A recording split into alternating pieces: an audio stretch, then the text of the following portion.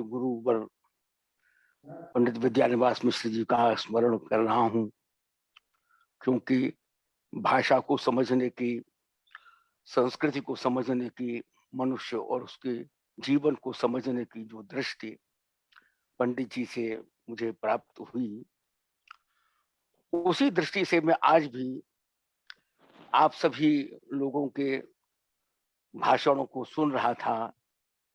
उसी विद्यार्थी की हैसियत से समझने की कोशिश कर रहा था। विद्याश्री निवास विद्याश्री न्यास का बहुत बहुत धन्यवाद, बहुत बहुत आभार कि यह एक एक मेला सा हुआ भाषाओं का, भारतीय भाषाओं का। उस जमाने में पंडित बनारसीदास चतुर्वेदी जी कल्पना किया करते थे कि भाषाओं का मायका, जहां भाषाएं आए और अपने उस मायके में अपने सुख दुख की चर्चा करें, मिलन करें, मिलें, बातचीत करें, एक दूसरे से आदान प्रदान करें, चेतना का मिलन।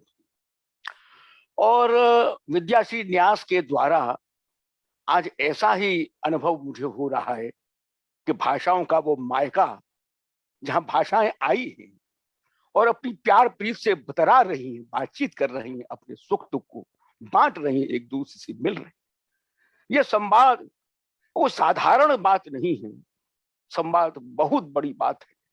भाषा और साहित्य की चर्चा तो हम विश्वविद्यालयों में करते ही रहते हैं, पत्र पत्रिकाओं में लिखते ही रहते हैं, लेकिन यहाँ जो सम्मेलन, जो संवाद है, वो संवाद एक बड़ी चीज है कि भाषाओं का मिलना असल में मनुष्य का मिलना है।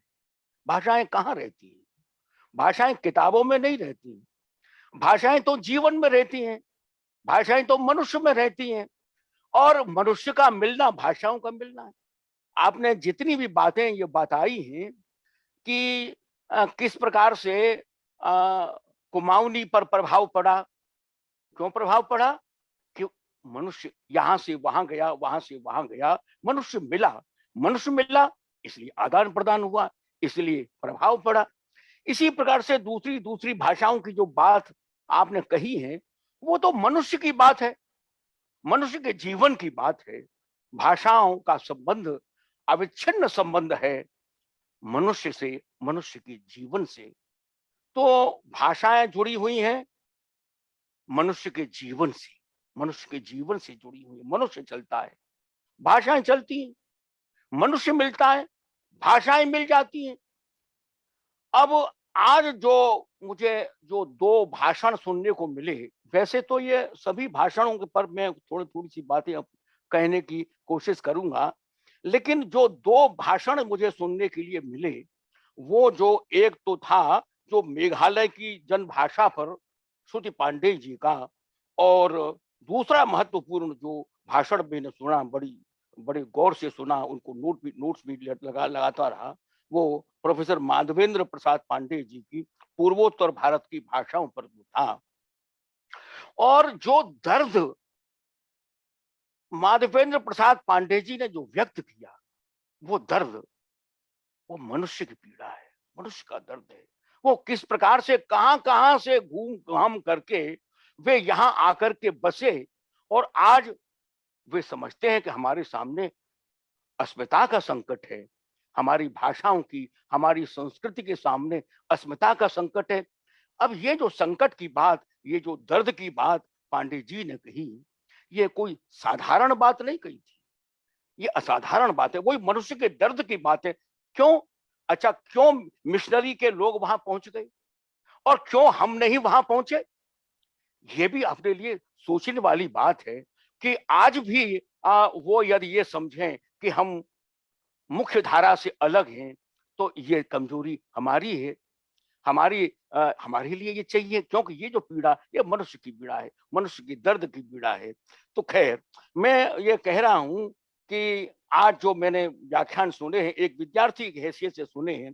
सबसे पहले डॉक्टर सुनील कुमार जी का मैथिली पर वार्ता हुई, और उन्होंने ये बताने की कोशिश की कि स्वयं मैथिली में कितनी उपभाषाएं हैं, कितनी बोलियां हैं, और उन्होंने बड़े व्यापक तौर पर उसके भौगोलिक और सांस्कृतिक पक्ष पर प्रकाश डाला और खास करके मिथिला की जो जो माधुर्य है, जो मधुरता है, उस पर प्रकाश डाला।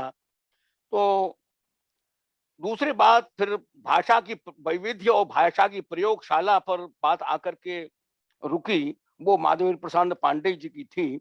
उन्होंने भाषा परिवारों का, जो भारत की जो भाषा परिवार हैं, उन पर प्रकाश डाला और ये अद्भुत परिदृश्य उन्होंने बताया कि वहाँ 300 भाषा बोलियां बोली जाती हैं।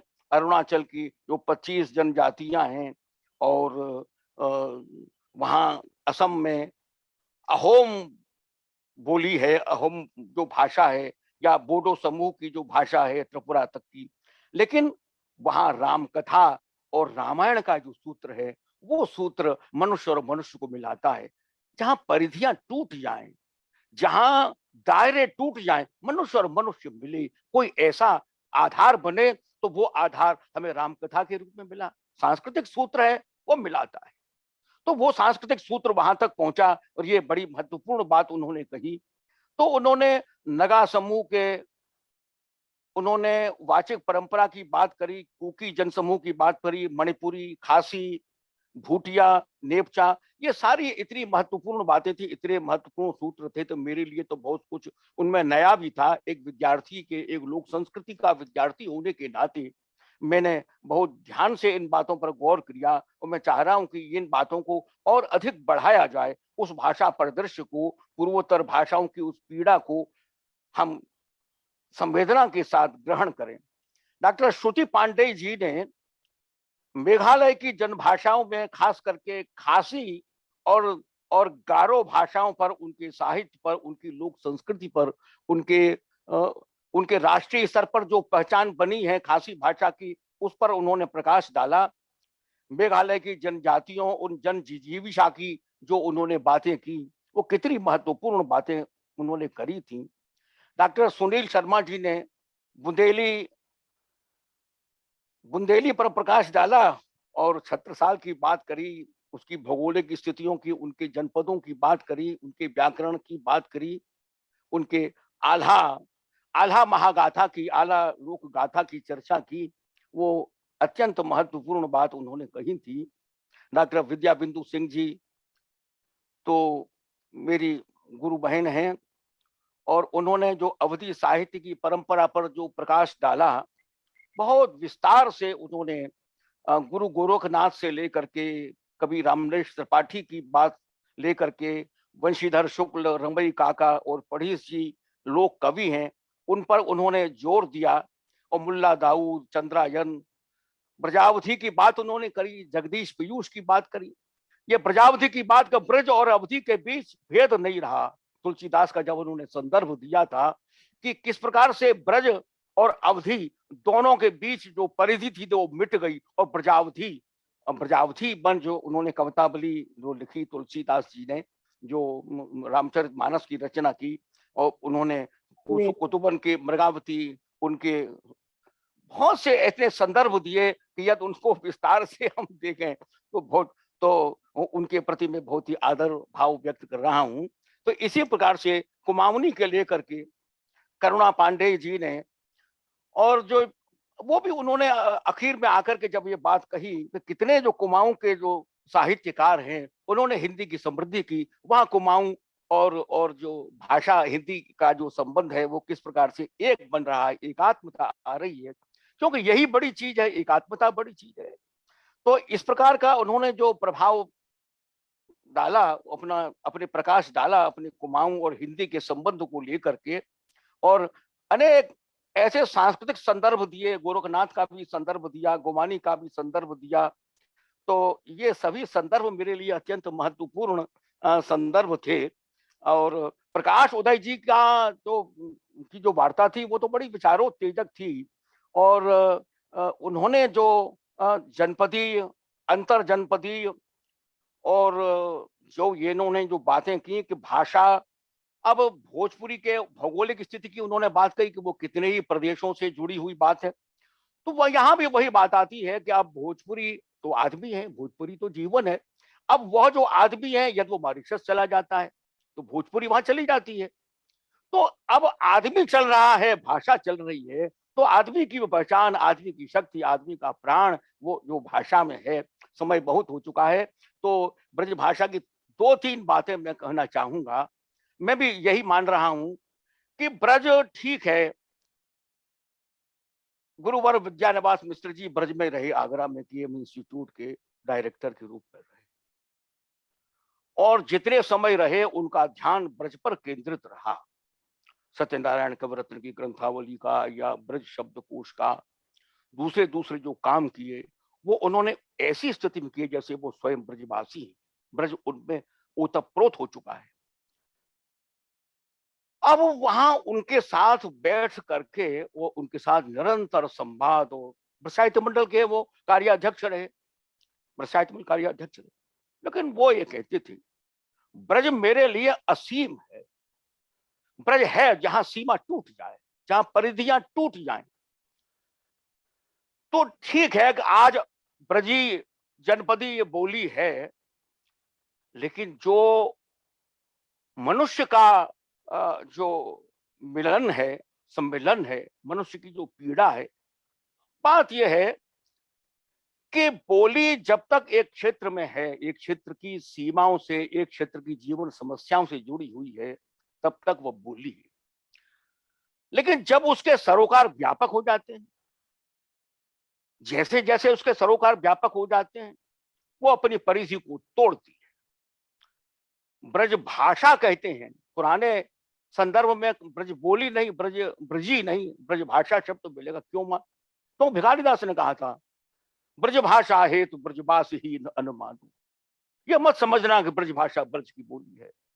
वो असम के शंकरदेव और माधवदेव की बोली भी है, वो गुजरात की नरसी की भी बोली भी है, क्योंकि उसका सरोकार इतना व्यापक हो गया। पांचों शरण अग्रवाल ने भारत की 3 सांस्कृतिक क्रांतियों का उल्लेख किया है। वो बहुत विस्तृत विषय है, लेकिन जो तीसरी क्रांति है वो भक्ति आंदोलन है। आंदोलन की भाषा, खड़ी बोली हिंदी क्यों जो है इतनी व्यापक बन गई, आज भारत के सीमाओं को छू रही है, क्योंकि उसका सरोकार बड़ा बना, राष्ट्रीय आंदोलन का माध्यम थी। इसलिए और वो बढ़ जितना सरोकार उसका गहरा होगा, जीवन से जोड़ेगा, उतनी ही उसका विकास होगा। ब्रज के साथ भी यही हुआ कि भक्ति आंदोलन जो है वो केवल पूजा पाठ का आंदोलन नहीं था, वो समता का भी आंदोलन था, वो मनुष्यता की प्रतिष्ठा का आंदोलन था। जब मैथिली की बात उन्होंने की, सवार ऊपरे मानुष सत्य तहार ऊपरे नाही, सबसे बड़ा सत्य, चंडीदास की बात, सबसे बड़ा सत्य तो मनुष्य है। तो उस मनुष्यता की प्रतिष्ठा की बात थी। भक्ति आंदोलन साधारण बात नहीं थी, मनुष्यता की प्रतिष्ठा कर रहा था। आप ये देखिएगा कि सूरदासी इत्यादि के साहित्य को पढ़ करके वात्सल्य रस की प्रतिष्ठा की बात आई, तो क्या रस की परिचर्चा वहां जाकर के रुक गई थी क्या? क्या 9 रस के बाद फिर बात आगे नहीं बढ़ी? बढ़ी। और वहां हम केवल उसको ब्रज न समझें, वो तो मनुष्यता की बात है, वो तो आंदोलन की बात है। किस प्रकार से सहजयानी ब्रज में आए, ब्रज तो जंक्शन बन गया था ना। ब्रज में बंगाल से चैतन्य भी आ रहे हैं, अब मध्वाचार्य भी आ रहे हैं, वल्लभाचार्य भी आ रहे हैं, रामानुज का भी वहां असर हो रहा है। तो वो तो सारे भारत का जंक्शन बन गया, सब सारे लोग आ रहे हैं वहां। तो वो ब्रज के लोगों की बात है, वो बात नहीं है। वो तो भारतवर्ष का केंद्र बन चुका है, सांस्कृतिक केंद्र बन चुका है, सांस्कृतिक राजधानी बन चुकी है। तो इसलिए उसकी बात सबकी बात थी। परिणाम क्या हुआ कि वो जो सहजिया बौद्ध थे, सहजयानी बौद्ध थे, वे सहजिया वैष्णव बने। और सहजिया वैष्णव का वो जो प्रभाव जब वो ब्रज में आया, तब आप ये देखिएगा कि जो वहां जो प्रस्थान वाली बात है, प्रस्थान वाली बात टूटती है। क्यों? कि वहां का जो संत है कहता है, आओ वेद तो भेद बताऊं, वो अनुभव को प्रमाण मानता है। तो इस प्रकार से हम ये देखते हैं कि रस की परिचर्चा में यदि हम देखें तो उस समय ब्रज रस, वृंदावन रस, निकुंज रस और उज्जवल रस, अब इनकी जो है इनकी प्रतिष्ठा हुई, इनका प्रतिपादन हुआ। लीला तत्व का जो लीला की जो अवधारणा है उसका प्रतिपादन हुआ। ये 2-4 बातें मुझे आपके सेवा में निवेदन करना था, इसलिए कि उन पर विचार आगे बढ़ाया जाए। समय बहुत हो चुका है और अब मैं आप सभी के प्रति आभार प्रकट करता हूँ। सबको नमस्कार करता हूँ, सभी के लिए प्रणाम और गुरु जी की स्मृति के लिए बार-बार प्रणाम। डॉक्टर विद्यानेत्र मिश्र जी और दयानंद मिश्र जी को